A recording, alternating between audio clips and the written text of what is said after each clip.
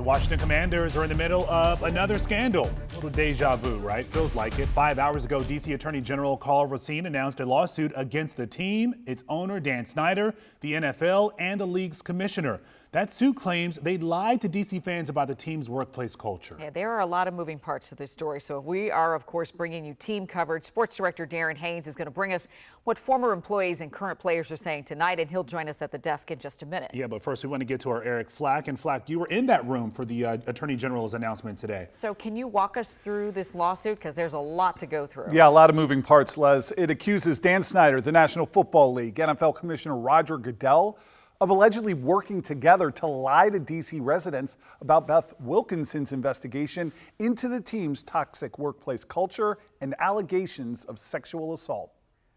Outgoing D.C. Attorney General Karl Racine dropping a bombshell consumer protection lawsuit alleging the Washington Commanders and Dan Snyder lied to D.C. residents about what they knew about a toxic culture of sexual harassment within the organization, and then entered into a secret agreement with the NFL and Commissioner Roger Goodell to hide the truth.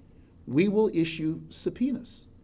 We will seek testimony under oath, deposition.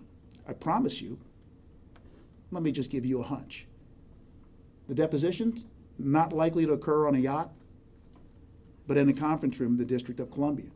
The lawsuit focuses on Beth Wilkinson's investigation into the Commanders' toxic workplace, which was handed over to the NFL after a public outcry that any investigation done by the team would be a sham. According to the lawsuit, quote, days after assuming control of the investigation to ensure it was independent of the team, the league entered into an agreement with the team that guaranteed Snyder the authority to block the public release of any information coming out of the investigation. Meanwhile, Racine alleges Snyder and the team launched a campaign to interfere with and obstruct Wilkinson's investigation. Quote, Snyder and the team attempted to prevent witnesses from talking to Wilkinson through payoffs and intimidation, and engaged in aggressive, abusive litigation to dig up information on victims and the journalists who reported on the defendant's misconduct. The NFL was fully aware of this intimidation campaign.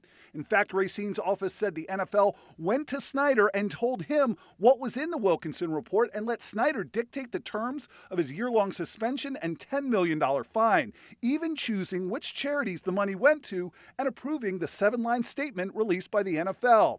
We're going to tell you everything. That's what he said. The NFL and the Commanders both issued statements tonight denying the allegations, with the Commanders saying, we agree with A.J. Racine on one thing: the public needs to know the truth. In other words, Leslie, we'll see you in court. Yeah, but because he's the outgoing AG, there may be somebody else in court on his behalf. Carrying the mantle. We'll just have to see. All right, thanks, E.